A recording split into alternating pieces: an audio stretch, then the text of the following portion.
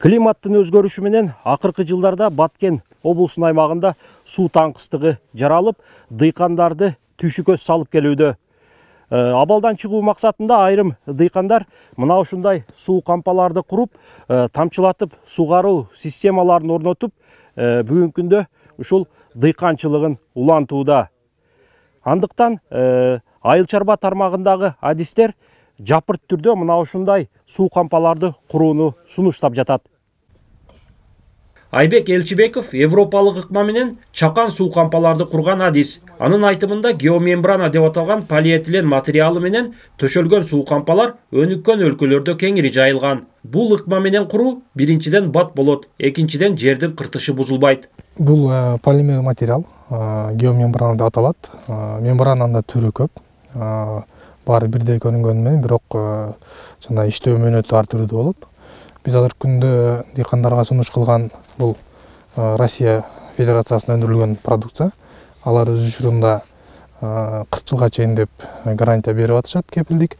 Бирок биз эми баягы өзүнүн климатты эске алып, ошол 20-25 жылга чейин кызмат кылат деген ишеничтебиз. Бул мөмөлүү бак тарак тигилген аянт каналдан бийигирээк жайгашкандыктан дыйкан сууну насос менен тарттырып жүргөн. Бирок жай мезгилинде суу тартыш болуп, дыйкандын багы куурап калуу коркунучуна кептелген. Абалдан чыгуу максатында суу кампасы курулуп, дыйкан суу көйгөйүнөн арылды.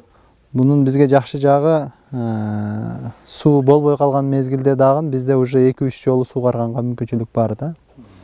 Кээде мисалы эрте жазда канал ремонт болуп калат, анан кээде суу жок болуп калат же канал бузулуп калган, суу тартыштык болгон мезгилде дагы биз сууду качат этип алабыз да насос менен.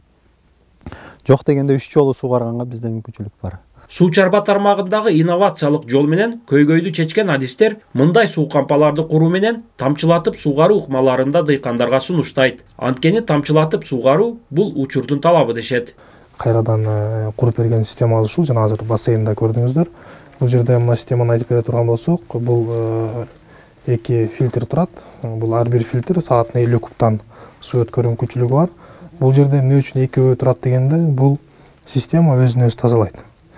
Бизде ошол дыйкандарды көп кыйнаган нерсенин бири ошол фильтрлердин тез толуусу. 1-2 жол көрдүң, сугарып, баягы быйыл Кудай кааласа сенден көп маалымат алабыз. Бекболот Мадумаров суу кампаларын курдурган дыйкандарга кеп кеңешин берип келет. Ал кетмен менен арык чабып, суугарган мезгил артта калганын айтат. Анткени заман талабына ылайык тамчылатып сугаруу системаларын санариптештирсе, дыйкан үйүндө олтуруп, интернет аркылуу багын суугарса болорун белгилейт. Ооба, азыр мен айткандай, биз өтө эски технология менен келип атабыз, ошол себептен суунун жетиш таңкысыздыгы мындан дагы күчөйө берет да. Эгерде биз азыркы заман талабына ылайыктуу технологияны койсок, анда бул маселелер оңой эле чечилет.